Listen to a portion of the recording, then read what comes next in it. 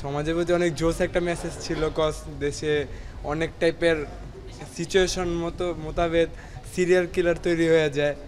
এই তো ওয়াইজ অনেক ভালো একটা মেসেজ দিছে, যেন সব মেয়েদেরকে প্রোটেক্ট করতে পারবে বা আগের থেকেই হুঁশিয়ারি করে দেওয়ার একটা মেসেজ।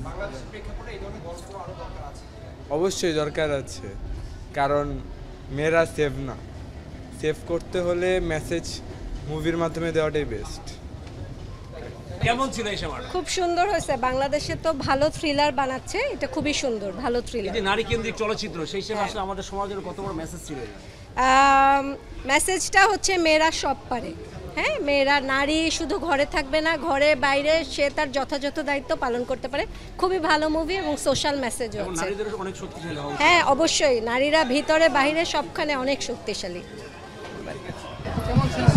অনেক সুন্দর সুন্দর, ভালো লাগছে। কেমন ছিল আমাকে বলে? ছিল অনেক সুন্দর। রাজের অভিনয় অনেক সুন্দর হয়েছে, হারিনের অভিনয় সুন্দর। অসাধারণ মুভি ছিল। মানে আই থিঙ্ক এটা হচ্ছে গিয়ে মানে ফ্যামিলি নিয়ে দেখার মতো সবচেয়ে বেস্ট মুভি। Thank you. আমার কাছে বেশি ভালো লাগছে কর্মের ফল, যেটা এই প্রতিটা আমাদের বাস্তব চিহ্নটাই তুলে ধরেছে। সো আমি একজন আর্টিস্ট হিসাবে আমি আজকে অন্যদের মুভি দেখতে আসি, খুব ভালো লাগছে। এশা মার্ডার কেমন ছিল? ভালো, খুব শক্তিশালী নারী চরিত্র দেখলাম। দীর্ঘদিন আমি আসলে দীর্ঘ বছর ছবি দেখা হয় না, কিন্তু আমার বন্ধুদের কাছে আমি শুনেছি যে এরকম নারী প্রধান চরিত্রের একটা ভিন্নধর্মী একটা ছবি হচ্ছে। এটা জেনে আমরা বন্ধুরা মিলে আমরা আসলাম।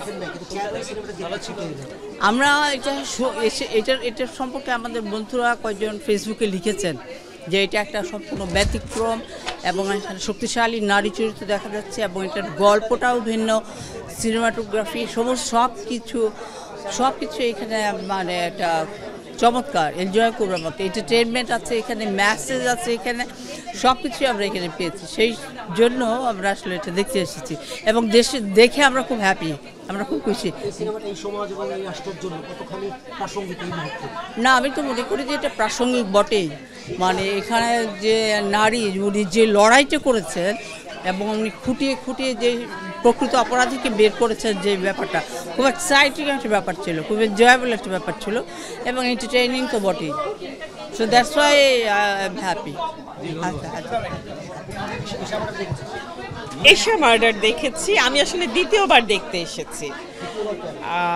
মানে নারী প্রধান চরিত্র এবং এত শক্তিশালী একটা চরিত্র এই সময়ে আসলে আমরা দেখতে পাই না। আর বাঁধন হচ্ছে সবসময় বাঁধন, আমি তার খুবই ভক্ত। অসাধারণ সিনেমা, অসাধারণ। আমি সুযোগ পেলে আরও একবার দেখব। জি, আমরা আসলে গল্প নির্ভর সিনেমায় আসলে চাই। এসে একটা গল্প নির্ভর সিনেমা, আশা করি সবার ভালো লাগবে। আমরা খুব এনজয় করেছি, আমরা দলবল নিয়ে আসছিলাম সবাই মিলে। তো আমার ঈদের মুভি দেখা আজকেই ফার্স্ট শুরু হলো, এশা মার্ডার দিয়ে শুরু করলাম, আশা করি বাকিগুলোও উপভোগ করবো আর কি। আমরা এশা মার্ডার দেখেছি। এশা মার্ডার আমি আজকে সেকেন্ড টাইম দেখছি আমার ফ্রেন্ডদেরকে নিয়ে। এর আগে আমি আমার ফ্যামিলি নিয়ে এসেছি, আজকে আমার ফ্রেন্ড সার্কেল নিয়ে আসছি। এশা মার্ডার আমরা সেকেন্ড টাইম দেখলাম। এটা অসাধারণ একটা স্টোরি, অসাধারণ মেকিং, বাঁধনের দুর্দান্ত অভিনয়। আর এটা আসলে একটা নারী প্রধান চরিত্রের একটা সিনেমা, যেটা খুবই টিপিক্যাল সিনেমার চাইতে একেবারে ডিফারেন্ট।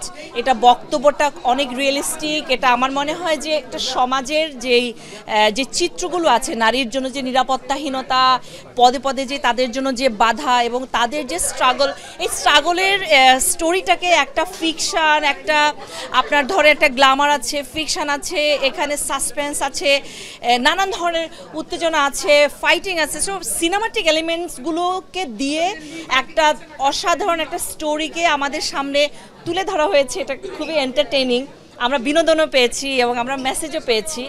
অসাধারণ একটা সিনেমা।